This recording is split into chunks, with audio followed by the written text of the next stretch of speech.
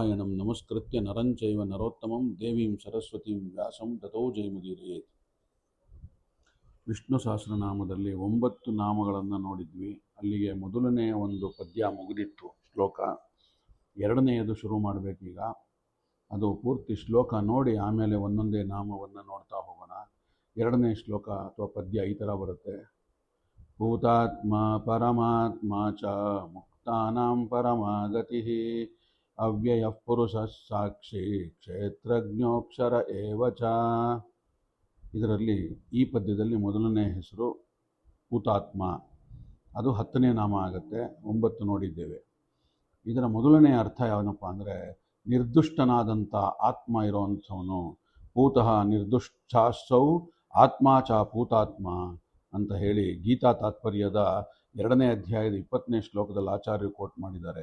ಅಲ್ಪಶಕ್ತಿ ರಸಾ ಸರ್ವಜ್ಞಂ ಪಾರಾಂತೃತ್ಯ ಪೂರ್ಣಮಾತ ಉಪಜೀವತ್ವಕ್ಕನ್ ಜೀವತ್ವ ಮೀಶತ್ವಂ ತದ್ವಿಪರ್ಯಯ ಸ್ವಾಭಾವಿಕಂ ತರಯೋರೇತನ್ನಾಸ್ತ್ಯ ಸಾತ್ ಕಥಂಚನ ಅಂತ ಮಹಾವಿಷ್ಣು ಪುರಾಣವನ್ನು ಕೋಟ್ ಮಾಡಿದೆ ಅಂತ ಗೀತಾ ತಾತ್ಪರ್ಯದಲ್ಲಿ ಹೇಳಿದ್ದಾರೆ ಆಚಾರ್ಯರು. ಅಲ್ಪಶಕ್ತಿ, ಸರ್ವಜ್ಞನಲ್ಲದಿರುವಿಕೆ ಅಥವಾ ಅಸ್ವಾತಂತ್ರ್ಯ ಅಥವಾ ಅಪೂರ್ಣತೆ ಅಥವಾ ಆಶ್ರಯಿಸಿಕೊಂಡಿರುವಂಥದ್ದು ಯಾರನ್ನಾದ್ರೂ, ಯಾವುದಾದರೂ ಒಂದು ರೀತಿಯ ಜನನ, ಯಾವುದಾದ್ರೂ ಒಂದು ರೀತಿಯ ನಾಶ, ಈ ದೋಷಗಳು ಲಕ್ಷ್ಮೀದೇವಿಯಿಂದ ಪ್ರಾರಂಭಿಸಿ ಪ್ರತಿಯೊಬ್ಬನಲ್ಲೂ ಇವೆ. ಆದರೆ ಇದು ಭಗವಂತನಲ್ಲಿಲ್ಲ.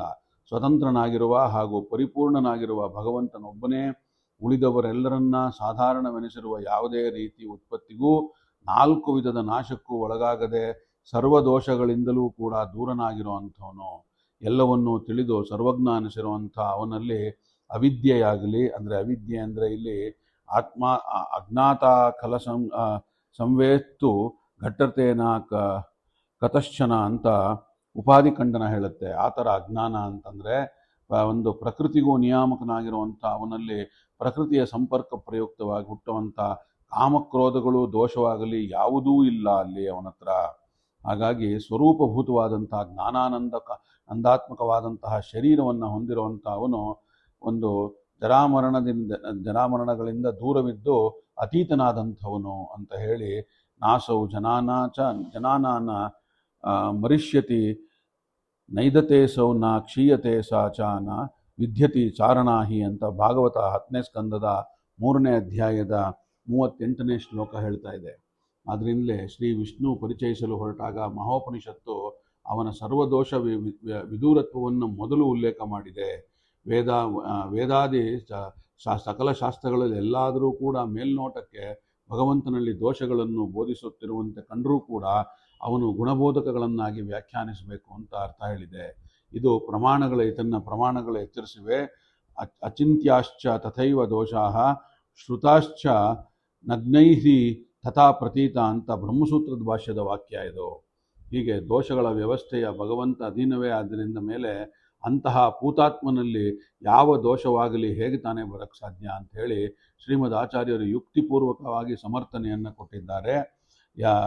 ಯದಧೀನ ಗುಣಾಶೈವ ದೋಷ ಅಪಿರ್ಹಿ ಸರ್ವಶಃ ಗುಣಾಸ್ತಶ್ಚ ಕಥಂ ನ ಸ್ಯುದ್ಧೋರ್ಶ್ಚಾಶ್ಚ ಕಥಂ ಪುನಃ ಅಂತ ಅನುವ್ಯಾಖ್ಯಾನದ 2ನೇ ಅಧ್ಯಾಯದ 1ನೇ ಪಾಠದ 111ನೇ ಶ್ಲೋಕದಲ್ಲಿ ಬಂದಿದೆ. ಇಷ್ಟಾದ ಮೇಲೆ 2ನೇ ಅರ್ಥ ಭೂತಾತ್ಮಗೆ ನಿರ್ದುಷ್ಟವಾದಂತಹ ದೇಹ ಉಳ್ಳವನು ಅಂತ ಹೇಳಿ.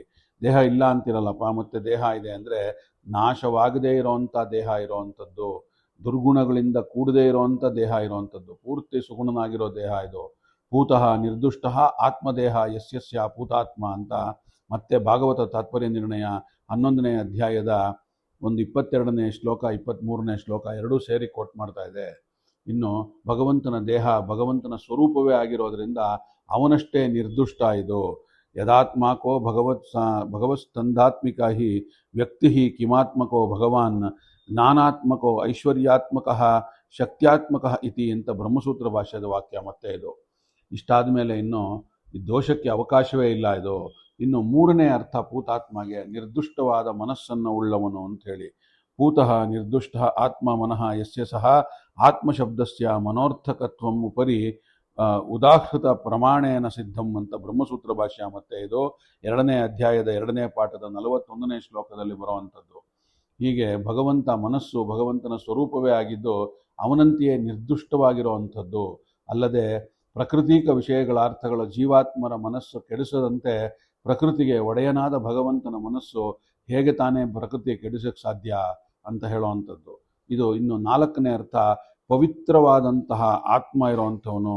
ಭೂತಶ್ಚಾಸೌ ಪವಿತ್ರಶ್ಚಾಸೌ ಆತ್ಮಚ ಅಂತ ಹೇಳಿ, ಜೀವಾತ್ಮರು ಅಜ್ಞಾನಾದಿಗಳ ಸಂಪರ್ಕದಿಂದ ಅಪವಿತ್ರರಾಗಿದ್ದಾರೆ.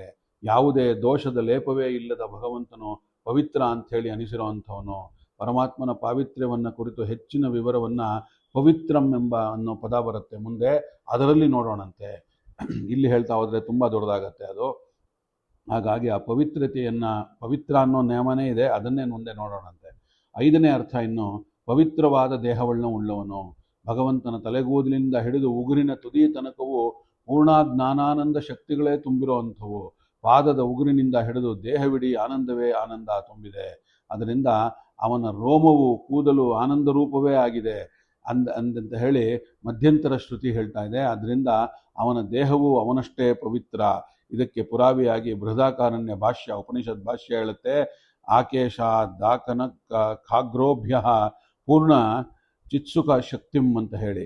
ಇನ್ನು ಮುಂದೆ ಪೂತಃ ಪವಿತ್ರ ಆತ್ಮದೇಹ ಯಸ್ಯ ಸ ಪೂತಾತ್ಮ ಅಂತ, ಅವನ ದೇಹ ಎಷ್ಟು ಪವಿತ್ರವಾದ್ದು ಅಂತ ಹೇಳೋದಕ್ಕೋಸ್ಕರ ಹೇಳ್ತಾ ಇರೋದು.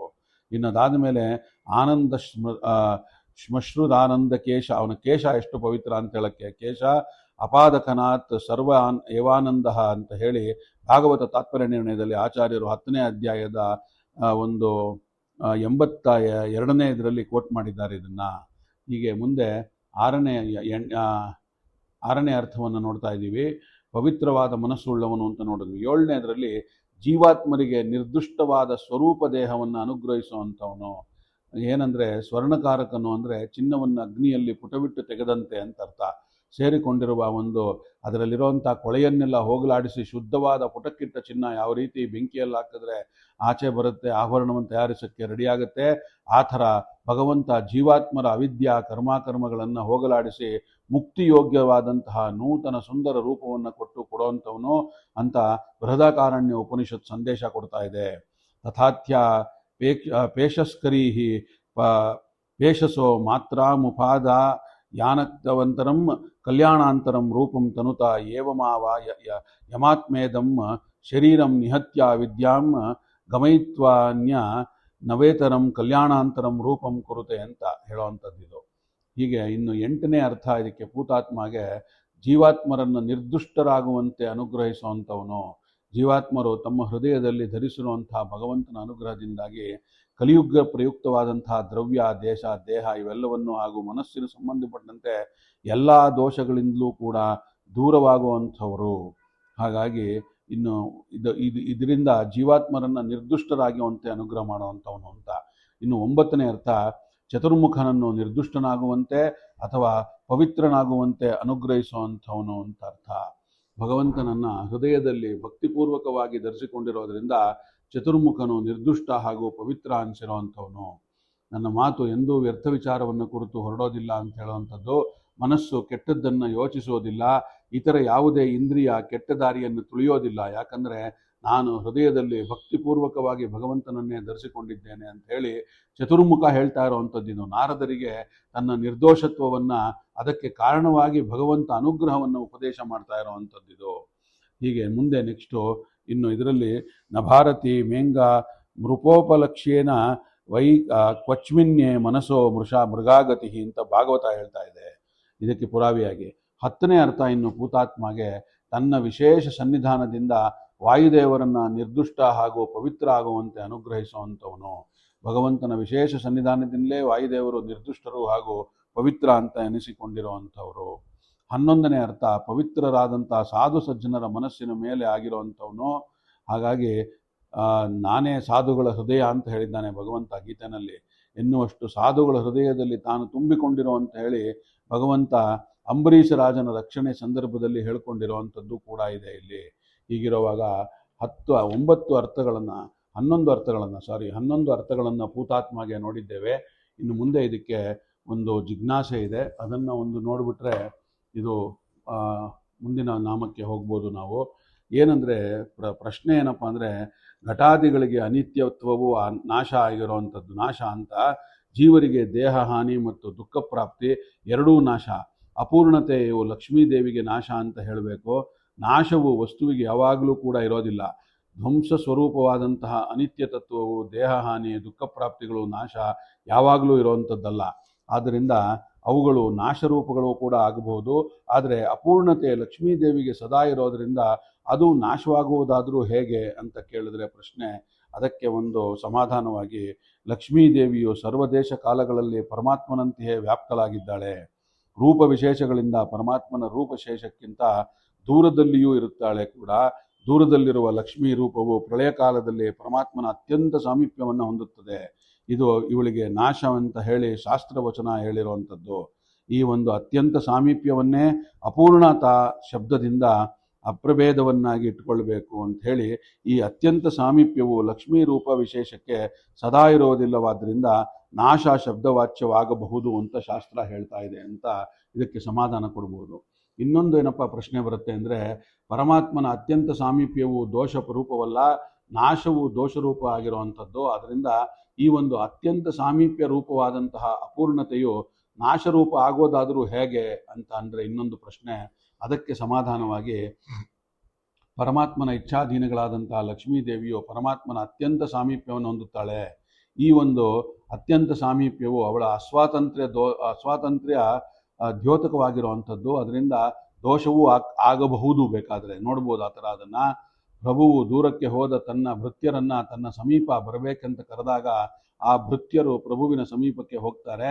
ಪ್ರಭು ಭೃತ್ಯರಿಗೆ ಇದ್ದಲ್ಲಿಗೆ ಹೋಗೋದಿಲ್ಲ. ಹಾಗಾಗಿ ಪ್ರಭುಗಳು ತಾವು ಇದ್ದಲ್ಲಿಯೇ ಇದ್ದುಕೊಂಡು ಬೇರೆಯವರನ್ನು ಭೃತ್ಯರನ್ನು ತಮ್ಮ ತಮ್ಮ ಸಮೀಪಕ್ಕೆ ಕರೆದಾಗ ಆ ಒಂದು ಭೃತ್ಯರು ಅವರ ಸಮೀಪಕ್ಕೆ ಪ್ರಭುವಿನ ಸಮೀಪಕ್ಕೆ ಬರೋವಂತಂಗೆ ಆ ಭೃತ್ಯರಲ್ಲಿ ಆಗ ಅಸ್ವಾತಂತ್ರ್ಯ ವ್ಯಕ್ತವಾಗಿರುತ್ತೆ.